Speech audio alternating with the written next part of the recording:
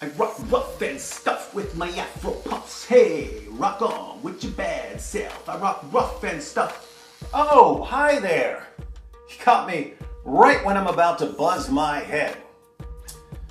The last time I buzzed my head on camera was when Nabil was going through chemo. His hair fell out, so I cut my hair off. That way, we'd both be bald.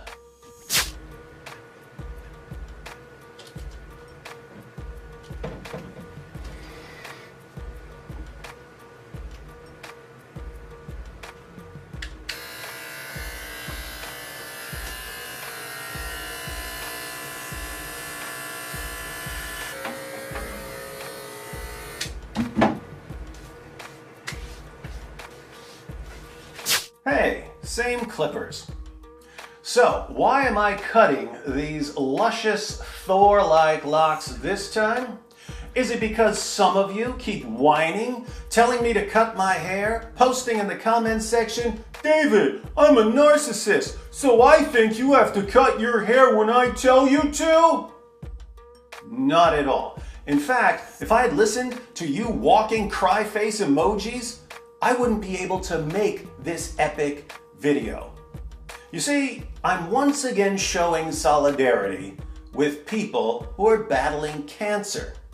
But this time, it's because a demented cult leader has declared that any child who puts on a wig because she got sick and her hair fell out will be cursed by God. And it's not just the children who are cursed by God. Anyone involved in making the wigs for the kids will also be cursed by God.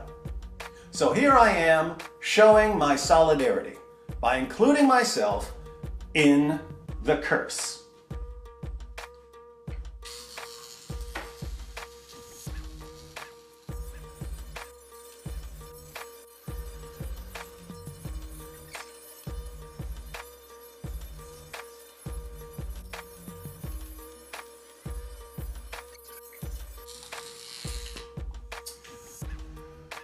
There are organizations like Locks of Love and Wigs for Kids that accept hair donations. You send them your hair, and they use the hair to make wigs for children whose hair fell out because of chemotherapy or because of some illness.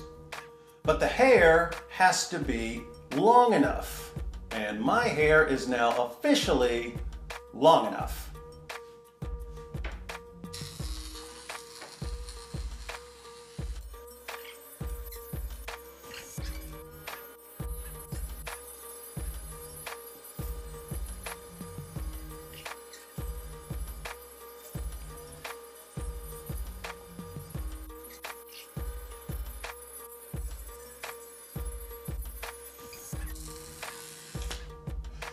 Oh, I don't want you to get bored watching me cut my hair, so let me read to you a bit. Sahih al-Bukhari, 59:35. Narrated Asma, the daughter of Abu Bakr, a woman came to Allah's messenger and said, "I married my daughter to someone, but she became sick and all her hair fell out. And because of that, her husband does not like her. May I let her use false hair?" On that, the Prophet cursed al-Wasila, a lady who artificially lengthens her or someone else's hair, and al-Mustawsila, a lady who gets her hair lengthened artificially. So, this woman wants to put a wig on her daughter. But Muhammad curses any woman who provides a wig for her daughter, and he curses any daughter who wears a wig. Sahih al-Bukhari, 59:40. Narrated Ibn Umar, the Prophet has cursed the lady who lengthens her hair artificially, and the one who gets her hair lengthened, and also the lady who tattoos herself or others, and the one who gets herself tattooed. Some children get cancer. Chemotherapy causes their hair to fall out. Those kids are already going through a lot, so their parents often get wigs for them. They don't want their kids to be embarrassed.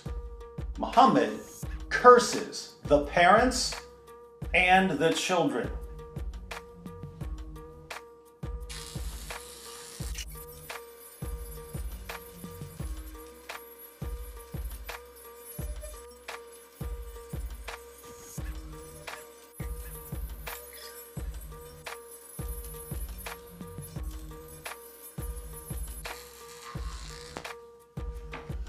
Let's read a little more. Riyad as-Salihin 1642. Asma said, a woman came to the Prophet and said, O Messenger of Allah, I have a daughter who had an attack of smallpox and her hair fell off. Now I want to celebrate her marriage. Can I get her a wig? Thereupon the Prophet said, Allah has cursed the maker and wearer of a wig. Here it's Allah who curses the person who makes the wig and the person who wears the wig. Riyad as-Salihin 1643. Humayd bin Abdurrahman said, I saw Muawiyah during the Hajj pilgrimage standing on the pulpit.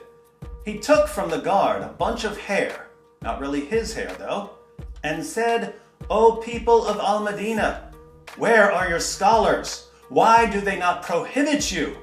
I heard the Prophet prohibiting from using this false hair and saying, the people of Bani Israel were ruined when their women wore such hair. So, Muawiyah saw a guard wearing a wig, and he rebuked the Muslim community for allowing it. He then quoted Muhammad, who declared that the children of Israel were ruined because Jewish women started wearing wigs. Didn't know that, did you?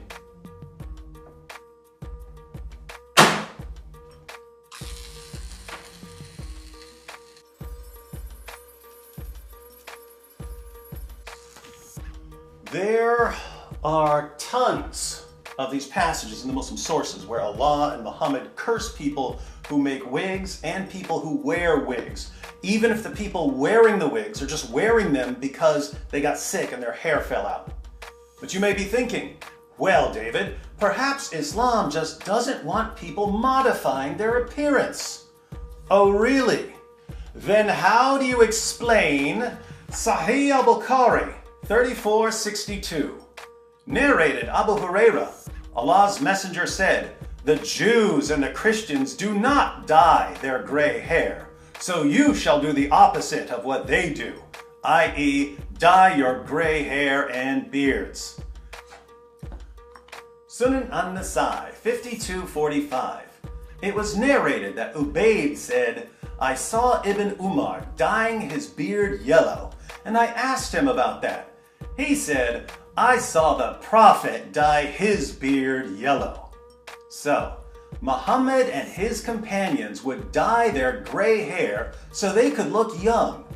But if a mother gets a wig for her sick daughter whose hair has fallen out, both the mother and the daughter are under the curses of Allah and Muhammad.